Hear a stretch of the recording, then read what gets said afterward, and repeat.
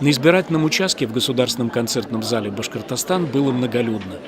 Более 3000 уфимцев, среди которых было и руководство республики, пришли отдать свой голос за будущего президента России.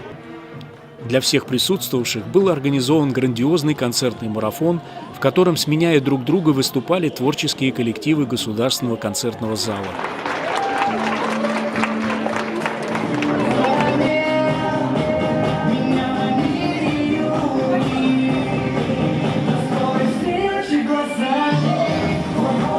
Пришли выполнить свой гражданский долг и артисты прославленного Государственного академического ансамбля народного танца имени Игоря Моисеева.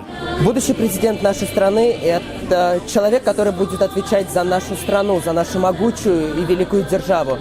А мы являемся визитной карточкой нашей страны уже больше 80 лет. И очень ответственно и очень важно выбрать правильного и нужного президента Российской Федерации.